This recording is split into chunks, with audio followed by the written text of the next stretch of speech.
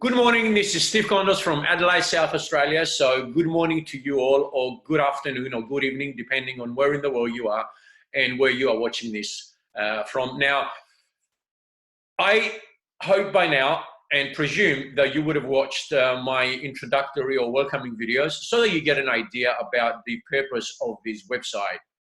And if you haven't, I encourage you to do so, as I said, so that you know exactly why we are here, why I am here. Now, what I want to do with this video is give you a little bit of a history lesson, if you like, looking at the background or the history of cryptocurrency, because I believe before we get into finding out more about cryptocurrency and the technology that underlies it and how that technology developed, or how other technologies developed as a result of some of the shortcomings, let's say, that were being realized about this technology as the technology was being popularized and it was growing. So I think it is important that we look into the history of it, how it all started, and I think that is something that we always will always serve us well when we look at, getting into something, getting involved with something, getting involved with an organization, investing, let's say, in a company, wanting to find out about a particular person or a product or a service. It is always good to look at the history, to look at the background, so that you can find out how it all came about. So this is what I want to do, because facts always make the difference. Facts is what counts, not opinions. While opinions exist and everybody can express their opinion, opinions are not always necessarily correct. And so I'm going to be giving you some facts. Now, what do I mean by that? I'm not going to be showing you a colorful slideshow presentation or PowerPoint presentation where I can write anything I want on each slide to give you, my story. I'm going to be going and referencing websites that are real, that are live, and so that you can, at any time you want, visit those websites yourself and check out the information and validate the information that I'm presenting here. Now, when you want to talk about the history of cryptocurrency, you need inevitably to talk about the mother of all coins, which of course is Bitcoin. Now, once again, let me emphasize something. This site is not all about Bitcoin, but once again, when you want to look at the history of cryptocurrency, the history of cryptocurrency and Bitcoin are synonymous, because Bitcoin is what brought everything, into the market. Now, the other thing that I want to also indicate here is that this video is going to be longer than the previous videos that I posted on this page, because it needs to be. If you want to get the right information, the correct information, and get educated on a particular subject correctly, you need to dedicate the time. You need to dedicate the time that you need to dedicate. You cannot hurry that. So I wanted to make sure that you understand that, and I trust that this makes sense what I am saying here. So now, with that said, let us now go into the first website that I want to show you, which, as I said, it's a real website. And what I'm going to do first is I'm going to share my screen, and I trust that this works, and it should. Okay, here we are. Okay, so the first website that we're going to visit, let me just organize that. Okay, the first website that we're going to visit is www.blockchain.com. Now, this is the world's most visited Bitcoin website, and it is the most widely accessed website, because you will find a lot of information on this website about Bitcoin. Anything you need to know about Bitcoin is on this website. Its history, its statistics, transactions, mining, everything you need to know about Bitcoin is on this website. Now, this website was launched in August 2011. So at the very early start, let's say, of cryptocurrency. So what we are going to do first is I'm going to go up here where it says data. I'm going to click on data, then charts.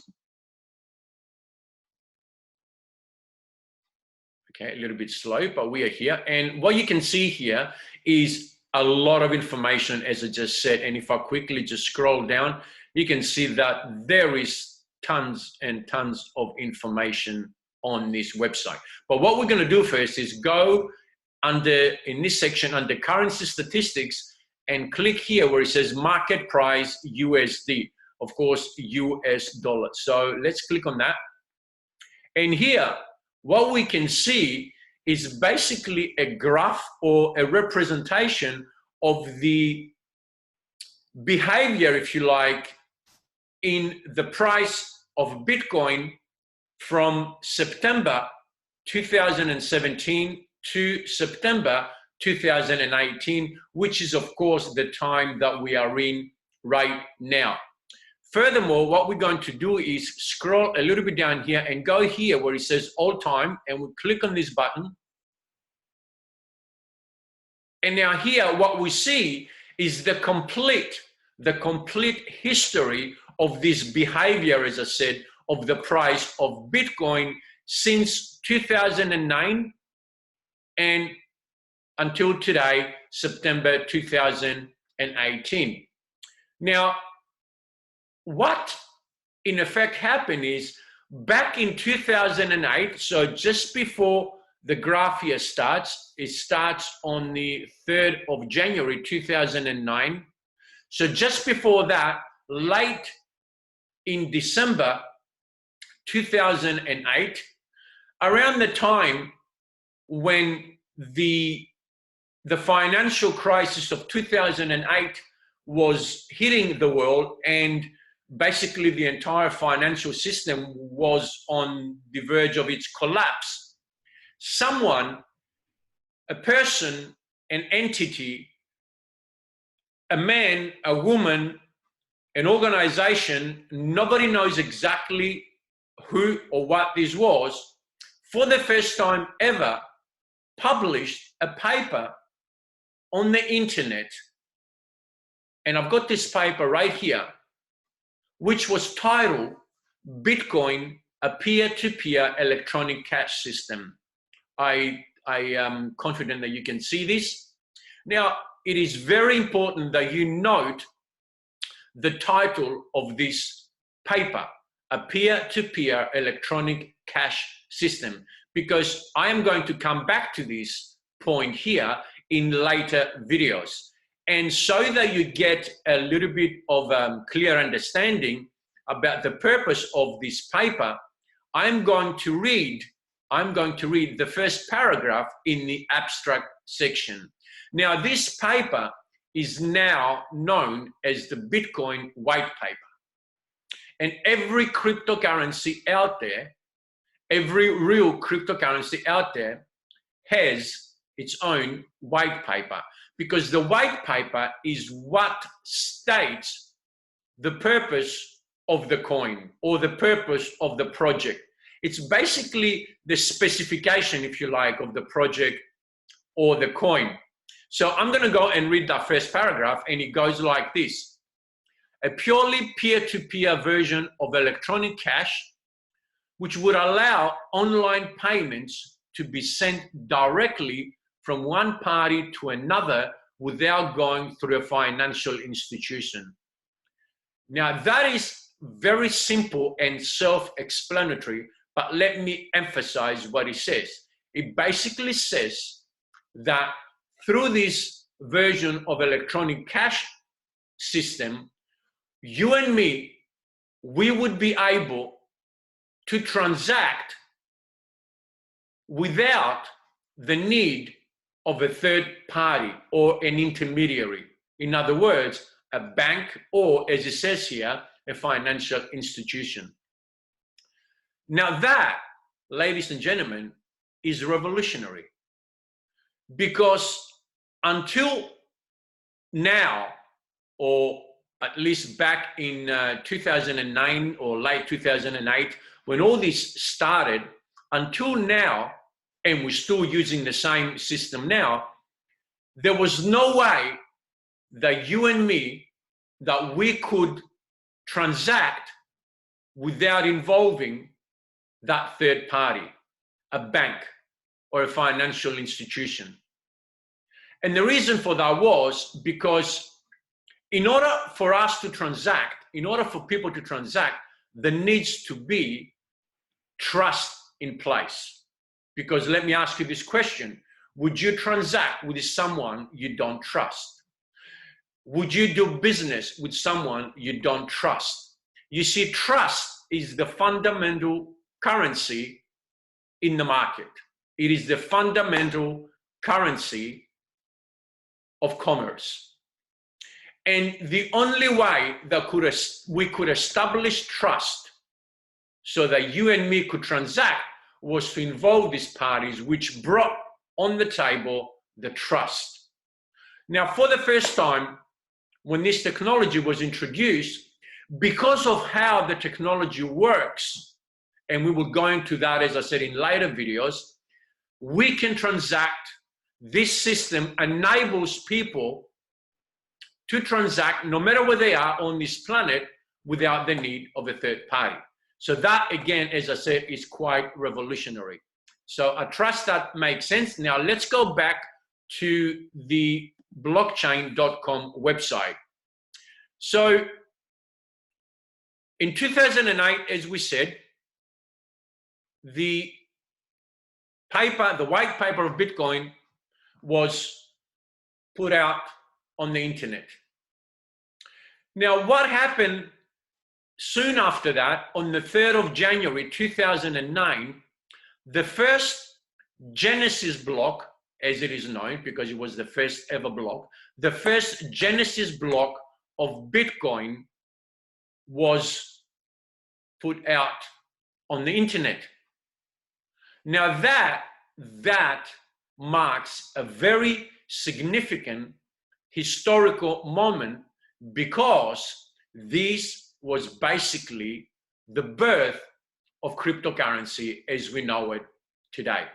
And although only very few people, and generally people within the IT industry, all these highly technical guys, or computer nerds, pardon my apology, while only people in that space knew a little bit about it, they really couldn't understand in any way the impact that this technology would have on this world and in our lives. So since 2009, or from 2009 onwards, people, again, these IT people, were able, with the right hardware, computer hardware and software, they were able to mine for the first time ever Bitcoins at the rate of 50 Bitcoins per every 10 minutes. Now that is very critical information to know and to understand and to appreciate. So this technology works by basically halving every 4 years the rate of which Bitcoins are mined per 10-minute blocks, if you like. So for example, when it first started, so 2009, 2010, 2011, and 2012, all that we could mine was 50 Bitcoins per 10 minutes. Now, 2013, 2014, 2015, 2016, remember, every 4 years, all we could mine was 25 Bitcoins per 10 minutes. Going on from then, 2017, 2018, which is the time that we are right now, and 2019 until 2020, all we can mine is 12.5 Bitcoins per 10 minutes. This is very important and very critical to understand and have that this is how this technology works. Now let's go back to another website.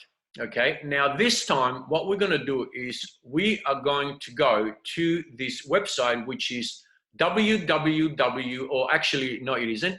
It is coinmarketcap.com. Okay, you can see it on the browser field there. Coinmarketcap.com. Now, what we will see here on this website is basically a list of every cryptocurrency out there, every cryptocurrency that is public, so to speak, out into the market, and people can access it. Now, at the very top of this website, we can see here cryptocurrencies, 1,977. So there are a lot of cryptocurrencies, okay, all 1,977. And as I said, you can scroll down here and you can go to the next page and the next page and the next page, and you will find every single one here. Now, here there's some other numbers or information, if you like. And here also you can see that Bitcoin dominance is 55.4%, 55.4, my apologies, percent of this market. And of course, as I said, Bitcoin is the mother of all coins. So here, if we look at the first one, of course, which is Bitcoin, we look at the price of Bitcoin, which right now is $6,342.03 US dollars. And we can see here that in the last 24 hours, it changed, it basically appreciated in value, let's say, by 0.92%. Now, what we need to do is go here where it says Bitcoin, and we click on Bitcoin. Now, here we find some very, very important information. Once again, okay, you can see how the website updates continuously, because as I said, it is live, and we can see now the price of Bitcoin, and it's just an indication of its variability. 6,417.54 US dollars, and its growth is 0.9%. Now, the most critical, the most important information here on this page is this number here, the maximum supply, which says it's 21 million Bitcoins. So what that says, ladies and gentlemen, is that there will ever be 21 million coins in the market, and that's it. There will only ever be 21 million Bitcoins, no more. That's it. So its supply is limited. Okay? Now, the other important information here is the number next to it, which is circulating supply. What that says is that the number of Bitcoins that have already been mined and are out in the marketplace somewhere. Okay, and that figure is 17.3 million, let's say, Bitcoins. So if we do a quick calculation here, what we will see is that 82% approximately of the Bitcoins have been already mined. Okay, that is very important information. Now, knowing what we know now, we need to understand the key elements here. So we have a currency, a cryptocurrency that is limited in its supply. We have a cryptocurrency that already 82% of it has been mined. And also, as we spoke earlier, we have a cryptocurrency or a technology of that cryptocurrency that halves the mining of this cryptocurrency every 4 years. So now, knowing these numbers, it is quite simple for us to do a quick calculation and find out that the last Bitcoin will be mined in 2140. Now, let's go once again back into the first website, the blockchain.com website, and here we are. So if we go down here again, so we can see that in 2009, it started. And for the next couple of years or so, nothing really happened because not too many people knew about it. Only a few of these IT guys or computer nerds. Now, in around 2010 or early 2010 to mid 2010, something interesting happened, which marks another monumental, if you like, or significant event in the history of cryptocurrency. One of those IT guys put up a message on one of the blogs that said that if somebody was to bring me or deliver to me a couple of pizzas, I will pay 10,000 Bitcoins. Now, nobody answered to that message for the next few months until one day, someone answered and said, yes, okay, I will bring you a couple of pizzas and you pay me 10,000 Bitcoins. Now that, ladies and gentlemen, marks, as I said, a monumental historical event, because on the 22nd of May 2010, the first cryptocurrency transaction was made where something that was real was purchased using cryptocurrency. And in the next 5 days, as the news spread amongst the community of the IT guys and the computer gurus, the price of Bitcoin rose by 900%. And then what was happening in 2011, 2012, towards 2013, these Bitcoiners started using Bitcoin and understanding the reality of this cryptocurrency. Now, but we also need to understand that in 2009, they didn't really fully understand the technology. And, you know, a good example to bring here is, you know, if you had bought, like I'm sure many of us have, back in 2009, a mobile phone, okay, there was no way back in 2009 that we could appreciate the technology that is in the iPhone 10 or X or the latest Samsung today. Okay, so while they were using it, they could not really appreciate, you know, where that technology would lead us. So all these IT guys started being, you know, really excited, you know, within that technical space, and they started using cryptocurrency and blockchain to share between them or exchange not only information now over the internet, but also now they were able to exchange value. And of course, as it was being used, the price of it, as you can see here, it started climbing. It started climbing and climbing. You can see here, $112, 95. Okay, there was always a bit of fluctuation, 126, until late in December. Let me find it. Okay, here we go. Roughly late in December 2013, the price of it peaked at $1,200 per Bitcoin. And it was then for the first time that people made millions, and the stories are many. Of course, people started selling and became multi-millionaires. And of course, with that, what followed, that the price of Bitcoin started falling, as we can see here. Now, immediately what happened after that, a lot of people started doubting Bitcoin, and it was a bubble, and it was fake, and it was going to crash, and it was going to do this, and it was going to do that.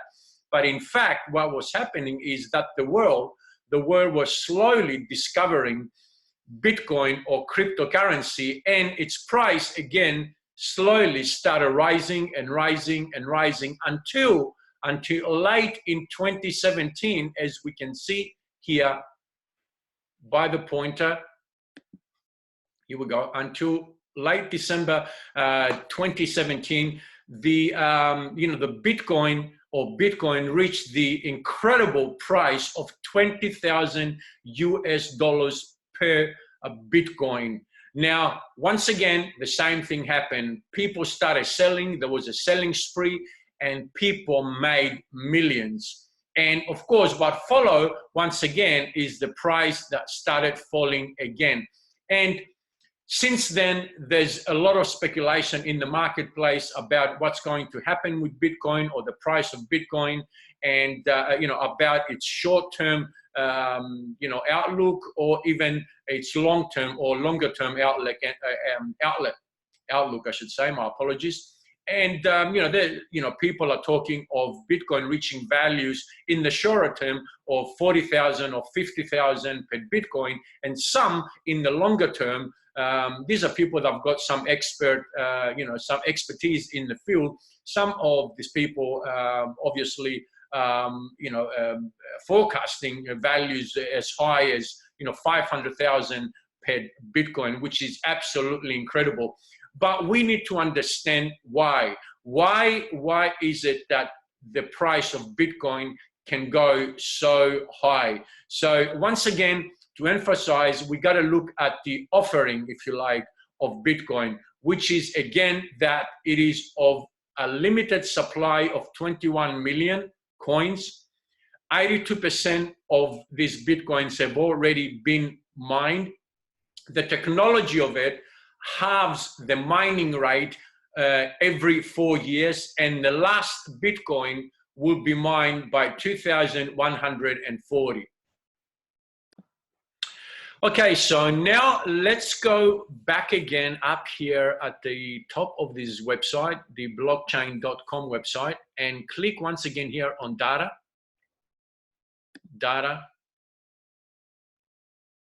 charts, which will bring us back to this page again. But this time, what we're going to do, we are going to go down here under block details, and we will click here where it says transactions per block, the average number of transactions per block.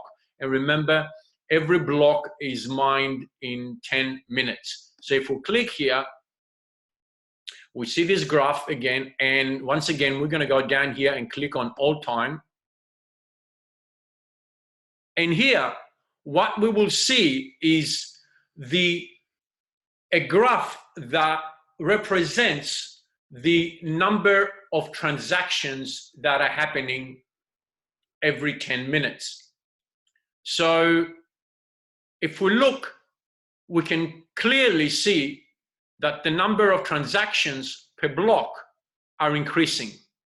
50 here, 43 here, 45 there, 173, 248. Of course, there is the variation, the volatility, as you can see in the graph.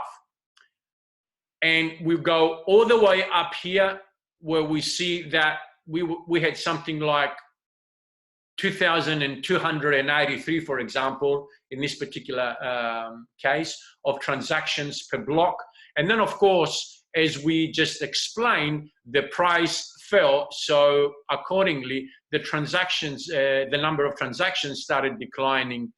But remember, volatility, the change in price is normal in the market. But if we look at the whole thing, on average, you can see that the trend is one where the average number of transactions per block continues to increase. Now, what we're also going to do here is take a look at something else. We're going to go back here where it says data, data, charts again. And then this time, we're going to go down here under wallet activity, and we're going to click here where it says blockchain wallet users. And once again, what we can see here is the graph that shows the number of wallet users. And as we can see, it's a trend that it keeps increasing all the time. So can we see what's going on here? We've got a situation where the number of transactions is increasing on average. The number of wallet users is increasing. And if we go here, actually, once again, data. So we've got data charts. We can see here that the aggregate number of confirmed Bitcoin transactions in the past 24 hours was 245,428 transactions. And more so, if we click here and then click on data, we can see here that in the last minute, there was 1,495 transactions.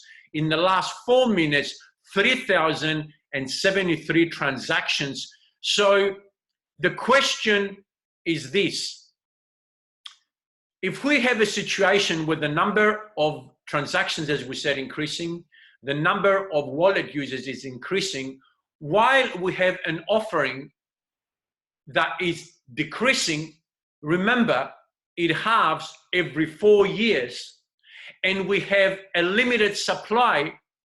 What do you think will happen to the price?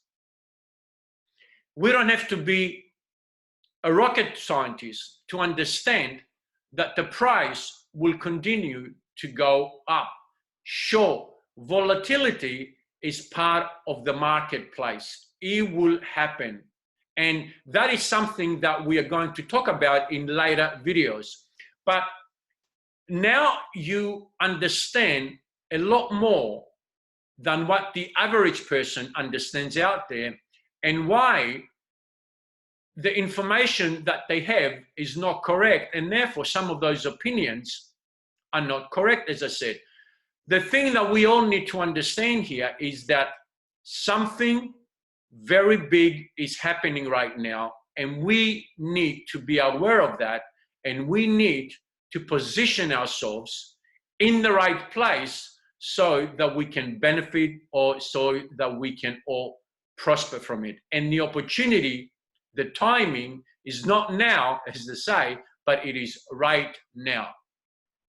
So that was what I wanted to do in this video. As I said at the beginning, I wanted to give you, a little bit about the history. So with that said, I hope you enjoyed this video, and I look forward to seeing you again on my next video, where we're going to talk more about, what this page is all about. Once again, thank you for watching, and I'm looking forward to talking to you on my next video. Bye for now, and enjoy your day.